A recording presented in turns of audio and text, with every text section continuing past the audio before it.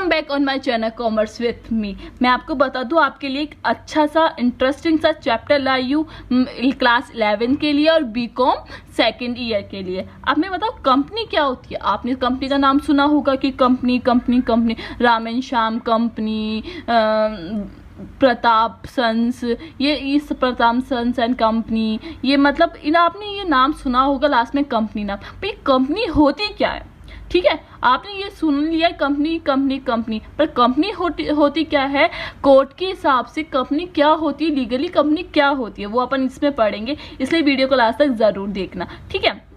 According to the company act 2013 है, ठीक है। इसमें क्या है, इस 2010 कंपनी एक्ट में क्या होता है, कंपनी से रिलेटेड सारे प्रोविजंस होते हैं, सारे रूल्स एंड रेगुलेशंस होते हैं। तो अकॉर्डिंग टू कंपनी एक्ट 2013 के अकॉर्डिंग है ना, कंपनी की डेफिनेशन वहाँ मेंशन है। वो क्या डेफिनेशन है, कंपनी मीन्स, कंपनी का मतलब होता है a company incorporated under this act और under any previous company law.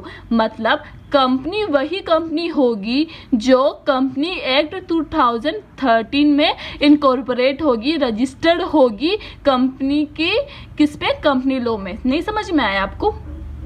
Company को अपन तब कंपनी बोलेंगे जब कंपनी आपकी रजिस्टर हो जाएगी कंपनी एक्ट 2013 में, ठीक है, उसे अपन क्या बोलेंगे, कंपनी बोलेंगे। ये किसके अकॉर्डिंग डेफिनेशन है, ये आपके अकॉर्डिंग है company act 2013।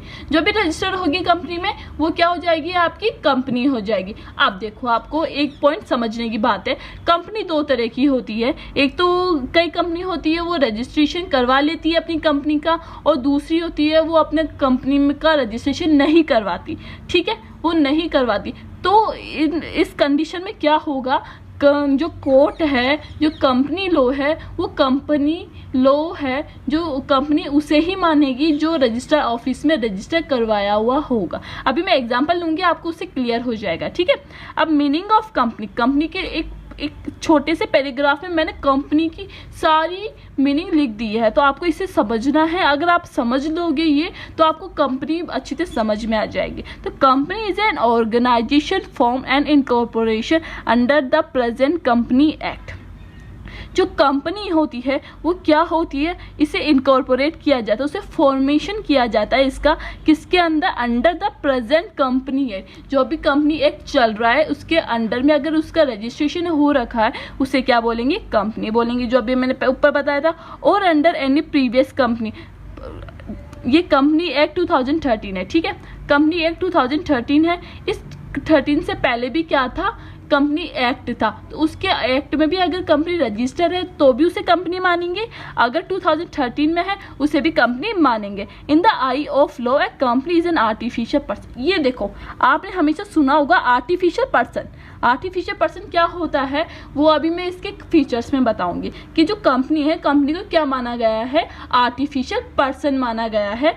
It is a invisible, और इसे क्या माना है, इनविजिबल। इनविजिबल का मतलब जिसे अपन देख नहीं सकते। कंपनी को क्या माना है, एक तो आर्टिफिशियल पर्सन माना है कंपनी को, और क्या माना है, इनविजिबल माना है जिसे अपन देख नहीं सकते। And intangible person, intangible person मतलब जिसे अपन छू नहीं सकते उसे इंटेंजिबल बोलते हैं। तो कंपनी क्या है, एक आर्टिफिशियल पर्सन है, इनविजिबल है, इंटेंजिबल है, हैविंग, और उसके पास क्या है, सेपरेट लीगल एंटिटी, अपनी खुद की अलग एंटिटी है, ठीक है। कंपनी क्या है, एक आर्टिफिशियल पर्सन है, इनविजिबल है, इंटेंजिबल है, और अपनी खुद की सेपरेट लीगल एंटिटी है। फ्रॉम इट्स मेंबर, अपने मेंबर से, मतलब जो कंपनी में मेंबर्स काम कर रहे हैं और जो कंपनी है, ये दोनों क्या है, अलग अलग है, वो दोनों एक नहीं है, ठीक है।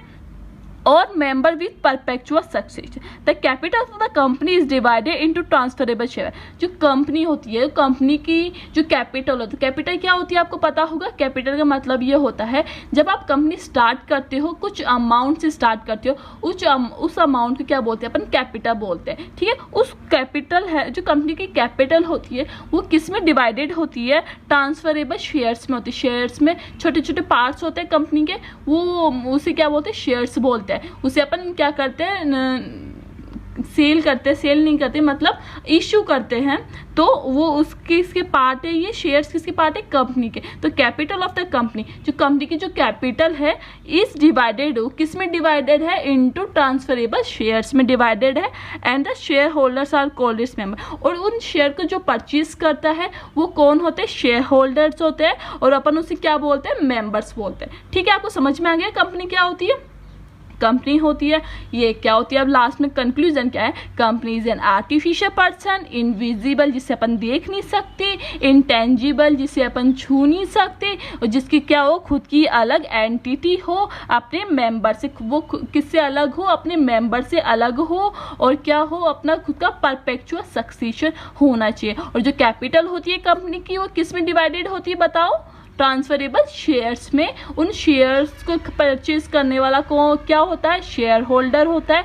और उसे क्या बोलते हैं अपन, मेंबर्स बोलते हैं। ठीक है, अब मैं आपको एक एग्जांपल लेती हूँ, उससे आप क्लियर हो जाएगा कि कंपनी क्या है। ठीक है, ये आपकी दो कंपनी है, ए और बी। चलो दूसरा नाम रख लेते हैं, राम एंड कंपनी। ठीक है, अब ये श्याम कंपनी। ठीक है, दो है। अब जो राम वाली कंपनी है, रजिस्ट्रार ऑफिस का, रजिस्ट्रार ये क्या है, रजिस्ट्रार ऑफिस है ये आपका। ठीक है, इस रजिस्ट्रार ऑफिस में जो ये वाली कंपनी है, इसने क्या करवा लिया, अपना रजिस्ट्रेशन करवा लिया, अपनी कंपनी का रजिस्ट्रेशन करवा लिया। इसने क्या करवा लिया, अब इसके अपनी कंपनी का रजिस्ट्रेशन करवा लिया। ठीक है, इसने क्या करा, रजिस्ट्रेशन करवा लिया। और ये जो श्याम वाली कंपनी है, इसने क्या करवाया, रजिस्ट्रेशन नहीं करवाया, रजिस्ट्रेशन नहीं करवाया। ठीक है, तो अब ये कोर्ट है या कोई प्रॉब्लम आ जाती है आपकी कंपनी से रिलेटेड, तो कोर्ट, ये कोर्ट है। ठीक है, कंपनी कोर्ट है। ठीक है, कंपनी के जितने भी जो प्रॉब्लम्स होते हैं वो कौन सॉल्व करता है, कंपनी, जो कंपनी का जो लॉ होता है वो सॉल्व करता है। तो जो कोर्ट है, कोर्ट में कोई प्रॉब्लम आ जाएगी तो कोर्ट क्या करेगा, जो राम एंड श्याम कंपनी है इसे है ना, लीगली इसे क्या मानेगा, कंपनी मानेगा, लीगली इसे क्या मानेगा, कंपनी मानेगा, और इस श्याम कंपनी को अपन नहीं मानेगा, कंपनी इसे कंपनी नहीं मानेगा, कंपनी नहीं मानेगा। अब इस एग्जाम्पल से आपको क्या समझ में आया कि राम ने क्या किया था, अपनी कंपनी का रजिस्ट्रेशन करवाया था, और जो श्याम वाली कंपनी है इसने अपनी कंपनी का रजिस्ट्रेशन नहीं करवाया था।